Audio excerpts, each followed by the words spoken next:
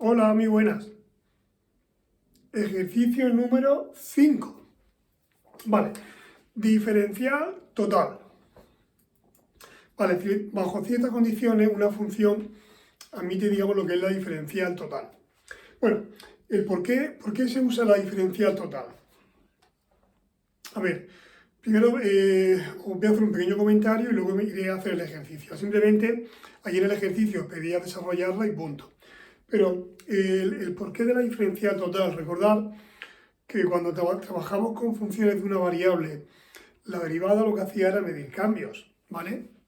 Entonces ahí, como solamente había una variable, pues medía el cambio, o sea, cuando esa variable cambiaba, lo que hacía era, nos indicaba cómo cambiaba la... Por ejemplo, si yo tengo esta función y igual a 5x más 1, imaginad que la x vale 3. Bueno, pues si la x vale 3, ¿cuánto vale la y? Pues la y valdría pues 5 por 3, 15 y 1, 16. Vale, ¿y si la x vale 4? O sea, la x ha aumentado de 3 a 4. ¿Cuánto valdría la y ahora? Pues la y ya no vale lo mismo. La y que valdrá, pues 5 por 4, 20, más 1, 21. Fijaros que si la x aumenta en una unidad, la y también va a aumentar.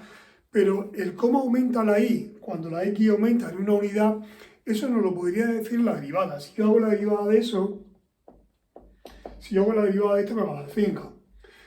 ¿Qué quiere decir? ¿Qué significa que la derivada de 5? Pues que significa que cuando la x aumenta, por ejemplo, en una unidad, la y aproximadamente podrá aumentar en 5 unidades. En este caso, digamos, lo ha clavado. ¿Vale? La y aquí me predice un aumento de 5 unidades, que es justamente lo que pasa, pero siempre no pasa eso. O sea, el valor que sale aquí es una aproximación. ¿Por qué? Porque la derivada mide cambios, pero no tan grandes como de 3 a 4. De 3 a 4 eso en matemáticas es un cambio inmenso, ¿vale? La derivada mide cambios infinitesimales. Por ejemplo, pasar de 3 a 3,00000, un cambio que prácticamente no se pueda percibir, ¿vale? Pero bueno, en economía a veces no podemos hacer cambios de 3 a 3,00, y más si trabajamos con productos.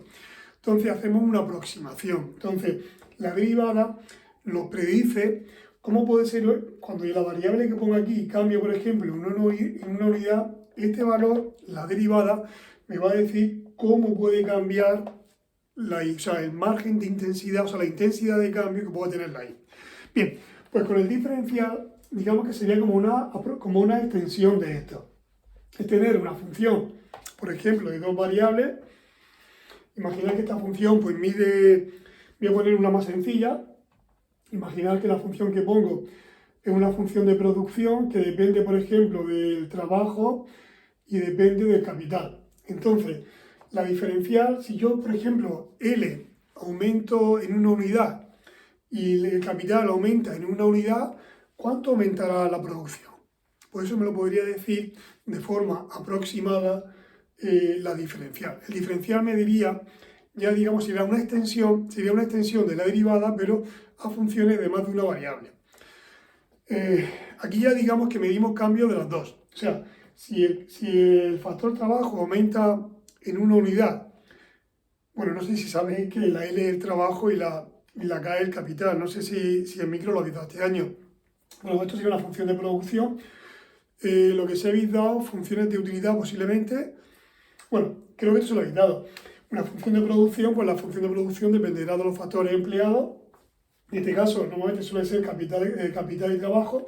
Bueno, pues si el capital aumenta en una unidad y el capital en una unidad y el trabajo en una unidad, ¿en qué afectará eso a la producción? Bueno, pues lo que me dé la diferencia será aproximadamente cómo cambiará la producción.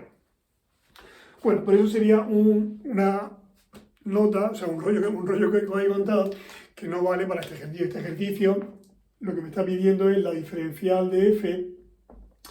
¿Cuál es la diferencial total de f? ¿Cuál es la fórmula de la diferencial total? Pues se pondría, hay muchas formas de indicarlo. Yo voy a poner una, no sé si es la que usará el manual, que sería esta.